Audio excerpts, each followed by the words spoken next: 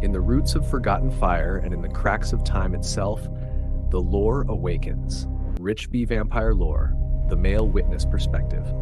This story begins in a myth.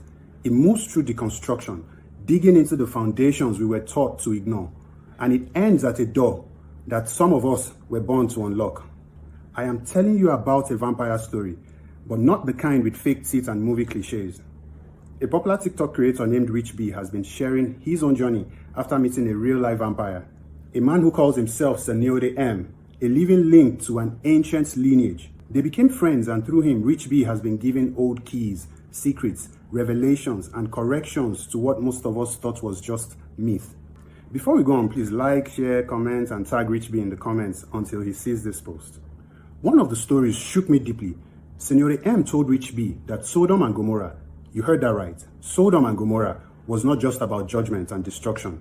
It was also a reset. A cosmic fire cracked a city open. Thousands of degrees of heat, melted glass, pottery, and bone, and yet a remnant survived. Not by chance, but by angelic breath. Out of that, a lineage was born. They call it the Senore M. Most people only know the word vampire, but that word is likely just a later mask, a misnaming of a covenantal order who adapted to night, learned to steward blood and balance fire with water. I began to notice signs that linked his story with mine. He described the Crimson Assembly, their meeting points hidden in plain sight. He showed a Boston hotel built in 1927 with 3 markers, a winged lion carved into the building, a fountain of quenching in its courtyard, a nexus point marked by the number 27. On that same day, in my own room, I glanced at a pack of antiseptic which had sat there for months and saw 27 stamped bold on the box, a simple object, yet it spoke like an echo. RichB spoke about the 13th bell. At that very moment he was telling that story, I was editing my own work called The 13th Hour and the Samson Option. 2 parts, ringing the same bell at once, and this was the comment I made under the post. Guess what? The synchronicities did not stop there. I'm born of the Lyran Essene soul stream. My zodiac sign is Leo. The winged lion on that Boston hotel connects straight back to my own spiritual roots. It also connects to RichB's via the Leone Toro, which literally means the lion and the bull. The fountain of quenching ties back to the divine feminine whom I met and who carries authority over the waters. Everything clicked together as if the field itself wanted me to notice, and I sure did. I never miss. By now, I'm sure you're asking yourself, because I've been asking myself, why is all this surfacing now? Why me? Why RichB? Why here? Why now? To what end? The questions are endless. But I can say this with certainty. This is not random. I've lived inside the timeline of the 5-fold path, a scroll map of remembrance for the end-time scroll bearers. 2024 was judgments of the church. 2025 is activation, the year of the key to the cloud, the nexus point, and the living witness is stepping forward. 2026 will be the exodus, when systems are left behind. 2027 is the division, when scroll bearers and script bearers are separated. And 2028 is the sealing. RichB's vampire lore emerging now is not coincidence. It is part of the same unveiling.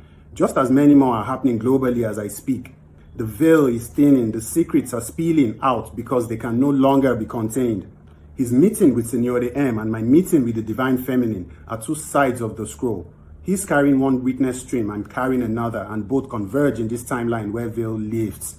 It's even crazier that scriptural receipts actually hints at this possibility.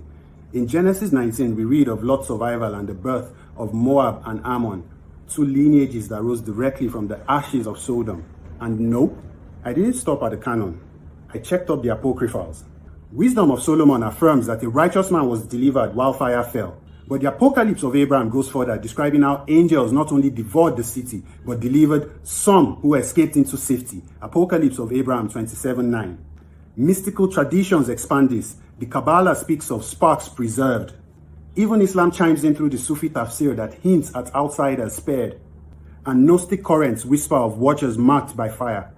These fragments leave cracks in the canon, cracks wide enough for the Senore M story to emerge as a remnant stream. Not just myth, but ancient memory. But I must ask the harder questions. If the Senore M were preserved by angels after Sodom, then what role does the divine feminine play in their covenant? Is she the fountain that quenches thirst, or is she veiled out of the story? At this point, you might be wondering why and how the divine feminine should be a yardstick or call it a litmus test for RichB and Senore M's vampire lore? Well, the reason the divine feminine must be the test is quite simple. Every past structure that has sought to control humanity from empire to religion has strived on the erasure of the divine mother while pushing false patriarchal narrative. The church speaks of Christ, yet hides the bride. The world praises creation, yet silences mother nature. While the world thirsts for truth, they hid the Holy Grail.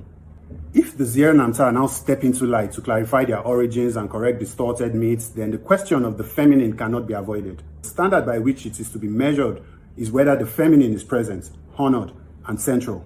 Without her, any covenant is counterfeit, no matter how ancient it claims to be. Because if she's at the center, if she carries the authority of water and consent, then this lineage is covenantal, a remnant meant to steward life.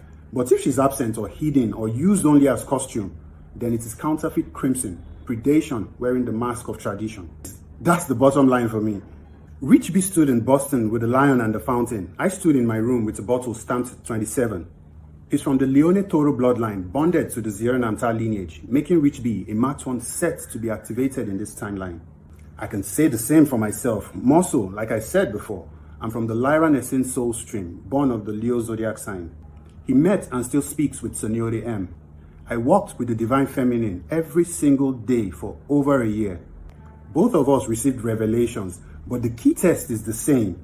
Does the fountain quench or does it perpetuate hunger? That's not a rhetoric. It's a question for RichB, Senore M, and for anyone drawn to this lore now, because the time of hiding is over. The bell has rung, the nexus has opened, the mirror is held up to the mason, and the fountain test will decide. So, the kind of signs and synchronicities that you witnessed in this story are not new to me. All of my stories are laced with codes, numbers, etheric evidence backed by sacred texts that can turn an atheist into a believer without breaking a sweat. From Judgment of the Church to more recent scrolls like the London Bridge is Down, the 13th and the Samson option, blah blah, all tell a tale of cosmic interplay sequenced in multi-dimensional realms for this end of age. Woven through the fabric of destiny, prophecy, revelation, and delivered in fullness of time through Kairos moments. Isn't that just beautiful? Needless to say, you can check my page for etherically aligned, heavenly sealed, timeline-altering scroll revelations in real time. But here's the caveat. This is a real-life rabbit hole. Once you fall in, there's no climbing out. This is the part where I say if you'd also like to follow RichB's real-life vampire story as it's unfolding, I have his handle tagged in the caption. He drops videos every other day, letting more cats out of the bag. But pause. A short update before I sign off. Since I recorded this, something shifted. For some strange reasons, the videos about Senore M's vampire lore and the Crimson Thread has been deleted from RichB's page. I checked, the playlist is gone, and there's been no word from him even though he has dropped a couple videos since then. I don't know every detail, I only see the patterns, but what I do know is this. He opened the door, and the door is still open. The torch he lit still burns. I can't speak for him. I honor his boundary. I respect his decision, and it's nothing but love from this side. But I would like to carry the witness stream forward. I'll pick up the signals, read the codes, and preserve the testimony with care. This is stewardship, not spectacle. If you came for answers, stay. If you came for show, please leave. If you came to learn, to guard the fountain, then stand with us. Trust me when I say I'm one of the few regular people who can actually do this with uncanny precision. A quick shout out to Q-Box Through him, I crossed paths with RichB's story. He kept the conversation alive and open space for others to see. That's not a casual role. It's part of how the thread was carried forward. His handle is in the caption. Go follow, please. Like, share, comment, and tag RichB in the comments until he sees this post. And if this post gets enough traction, I might just be inspired to do a full scroll decode of the entire RichB vampire encounter. At this point, I think I'm already at the end. Stay tuned for the next scroll. The ascension is in progress. Peace and love.